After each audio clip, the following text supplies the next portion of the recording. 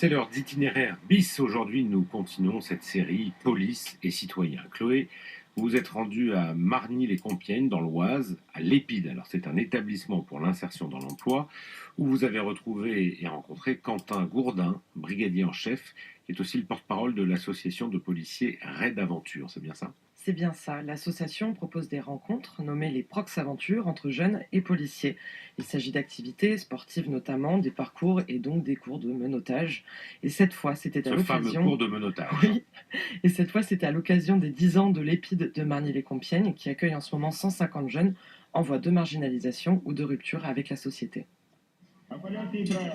Vous êtes bien reçus de manière générale auprès des jeunes comme ça? Alors, nous, la plupart du temps, on intervient dans les quartiers un peu réputés sensibles ou un peu difficiles. Généralement, on est toujours bien reçu, il n'y a jamais de problème, quoi. Contrairement aux idées qu'on pourrait avoir parfois, aux idées reçues, non, en fait, ça se passe systématiquement bien, quoi. Ça vous semble important de partager aussi, vous, votre expérience personnelle avec ces jeunes pour ça résonne chez eux? Ouais, déjà parce que je me vois en eux, parce que j'étais à leur place à une époque. Sur le CV, c'était pas terrible. J'avais postulé pour des grandes boîtes privées, d'autres administrations où j'avais pas eu de retour. Et finalement, il y a que la police nationale qui à l'époque m'a tendu la main et m'avait offert la possibilité de pouvoir avoir une carrière.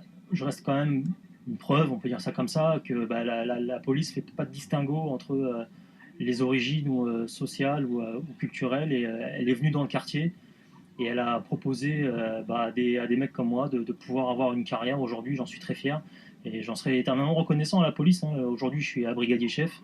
On peut tous avoir accès à la même formation et ça c'est hyper important de leur dire parce que je pense qu'ils ne le savent pas assez.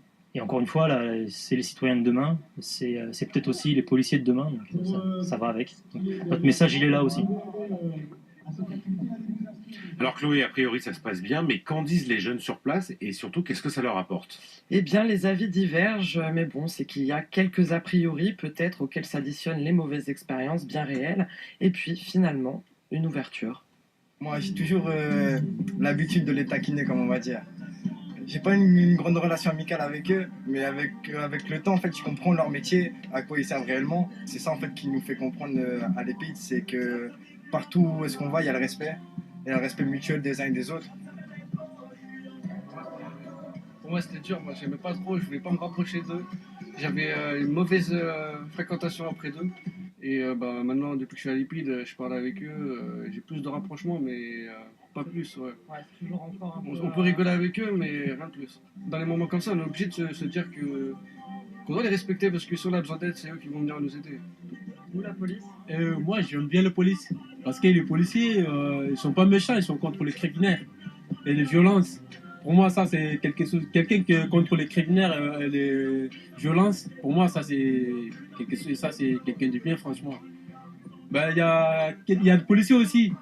On dit qu'il y a des policiers qui sont racistes, qui n'aiment pas les autres. Toutes les personnes, il y a de méchants, il y a de gentils aussi. Bon, ça dépend des conditions aussi. Et ce sont des gens comme les autres. Bon, en effet, ça a l'air de fonctionner très bien. Oui, il n'y a pas que les jeunes que ça change. Jessica, qui est chargée d'insertion professionnelle à l'EPID, découvre elle aussi les bienfaits de cette proximité recherchée. Et là, je me dis, on a grave avancé.